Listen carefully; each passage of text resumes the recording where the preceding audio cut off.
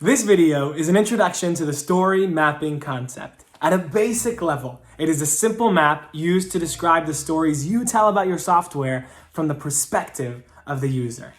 Story mapping maps the user journey for a product system that doesn't quite exist today, in an effort to help us realize what it's going to look like when we actually build it. It'll describe clearly that clients will be able to do X and then Y and then Z exactly as described as a guided window into our future vision for this product. It's kind of similar to a process used in the film industry. In the film industry, a production team is tasked with the challenge of bringing a script to life in the form of a film. Their vision is a script and their final product is a film. And before they cast for the project or secure locations or hire the rest of their staff, they build a shot-by-shot breakdown of how they imagine the film to be produced, called a storyboard. The process itself really depends on what you're trying to map. You see, sometimes you might be mapping some futuristic product that's nowhere in the market, so you will story map the entire process of the product. Sometimes you might just work on one feature. Sometimes it's one feature set. It really depends on where you are in your strategic thinking and your strategic mapping. To simplify this, I'm going to take you on an example of story mapping for one key feature set within one objective to be able to renew bonds within the portal. Thank you, Christina, for this example. But just to keep in mind, Christina's clients today cannot go into the portal and renew bonds. It does not exist today. And that's why we're going to work through this process to be able to map the user journey and kind of understand it before we go ahead and build it.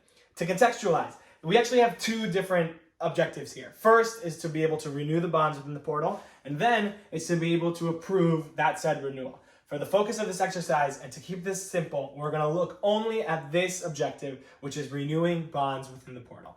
Now, within this objective, we have two different users that we call, or two different personas, which are agent underwriters or agent underwriters assistants. These are external agent underwriters, external underwriters assistants. Now, we have the users here, we have the objective here, and now what we're going to do is be able to build a step-by-step example of what we see as the user journey and build the backbone of this user journey.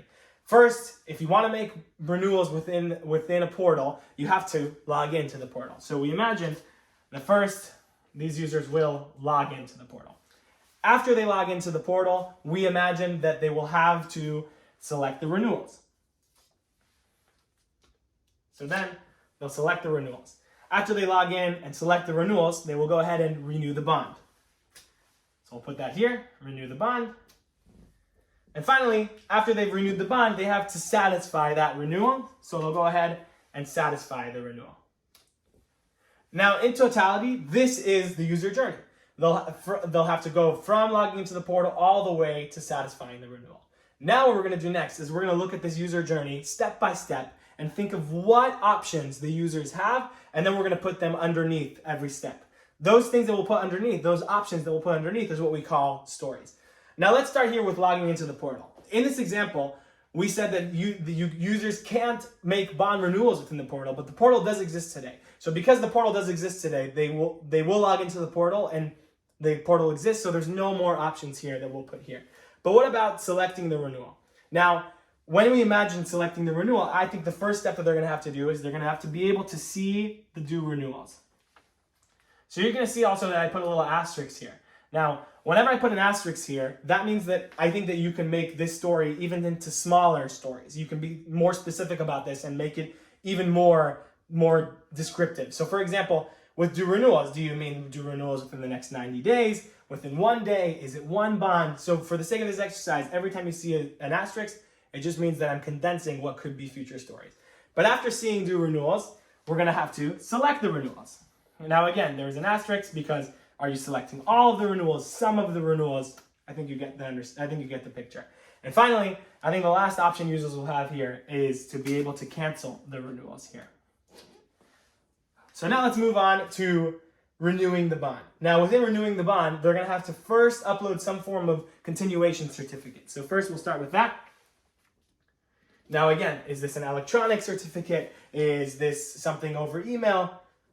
Further debate for another time. Now, after uploading this continuation certificate, we think that they're going to have to be able to actually physically submit to renew the bond. And lastly, they're going to have to alert Arch. Now, is this electronically alert Arch? Is this over an email? But we're going to keep it at the level of alert Arch. Lastly, in the form of satisfying the renewal, we're going to have to first upload the new financials. And lastly, the users will have to send the renewal request. And again, is this in the portal? Is this over the form of email? You can see that I've kept this pretty broad in terms of the stories that we have here, and you can see that there's a lot more potentially to split them into. But in general, for the sake of this exercise, this is an introduction to the story mapping concept. And you can see here that we've gone through the user journey step by step and thought through every step, what are the potential options for our users.